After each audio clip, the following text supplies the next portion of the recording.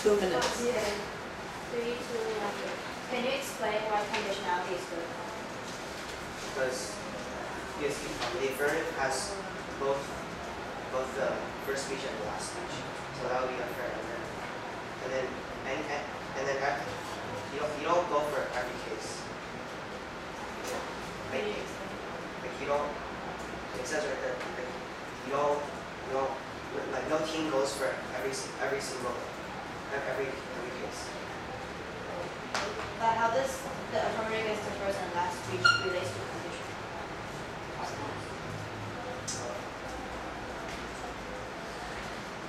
Because the negative makes the affirmative read the best offense, such as add-ons that will be offensive no matter what.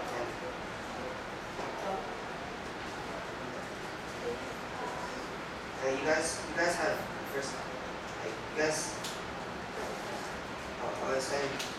Affirmative can make multiple terms that are functionally united indices.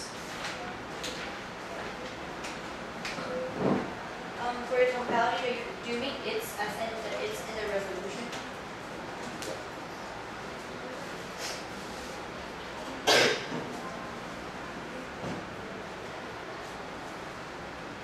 Can you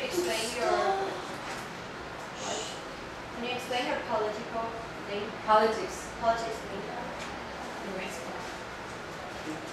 Like it says affirmative for uniquely cause damage, but in your evidence part it only says without significant spending cuts and changes there will be no increase in debt. It doesn't say the moon kills like damages. It's just it doesn't really refer to moon. I didn't read this one.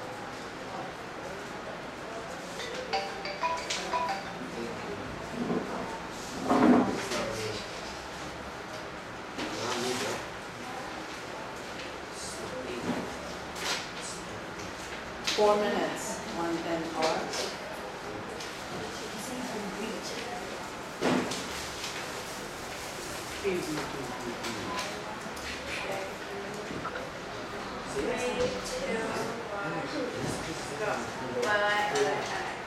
Is anyone not ready? Everybody's not ready. Yes. Ladies and gentlemen, fellow debater and honorable judges, we will now summarize the most important reasons why negative in this debate. The first, space treaty. I'd like to point out that the affirmative has presented a contradicting claim by violating the UN Space Treaty, which means that 170 countries all agree and sign space treaty states that no country can own a celestial object and is open to all states. Therefore, U.S. will not be able to mine it since U.S. doesn't own it.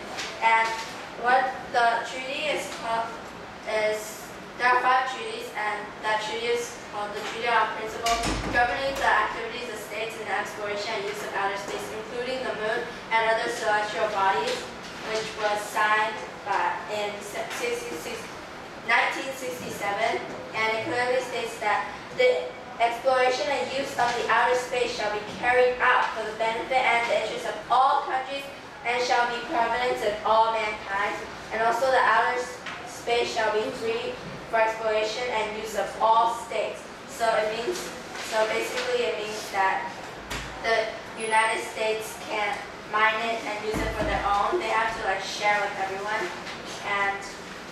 but they're just mining it for the U.S. So they're violating the space treaty, which 170 countries signed, and it can create wars because they're going to fight, because the 170 countries signed it, and the U.S. will be violating the space treaty, which will cause the other 169 countries to fight because they are violating it.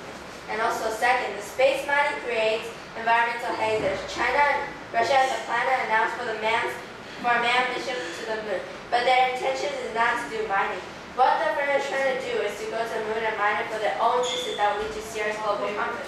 Also, it is possible for damaging the gravitational, causing the Earth to go extinct. It will create something worse than World War I and World War II. I don't even want to talk about the cost and risk of going there, and all we're asking is a plan to reopen and mine only what we need on the Earth. What We're using these objects to use them for luxurious technology. Honorable judges, what more can we do to stop the Earth from becoming extinct? And third, creating global conflicts. Also at a time of global economic crisis, affirmative will lead the U.S. to more global conflicts and more deficits. 4. Helium-3 is a gas from solar to fossil fuel and is very explosive, and this is a risk of terrorist attack. So we oppose to the idea of space race. Finally, our disadvantage in economy and political environmental overweight outweighs their honorable judges, please note that our counterplan can solve all affirmative harms and create much more than net benefits to you and all the American citizens. And I would like to repeat my counterplan. Counterplan solvency. 1. Mining of the rare earth elements has been recently opposed. This shows that the recently approved. 2. Solves resource custody on the earth. And 3. U.S. ownership. 4. Solves homeland security. And 5. Solve clean energy technology.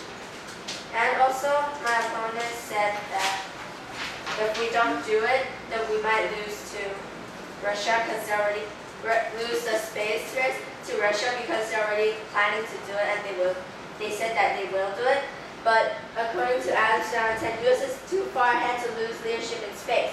China and India still lag far behind the U.S. in expertise and experience. American astronauts found over the moon's surface more than 40 years ago. President Obama downplayed the importance of moon mission, saying bluntly, we've been there. For these reasons, we urge you to vote. Thank you.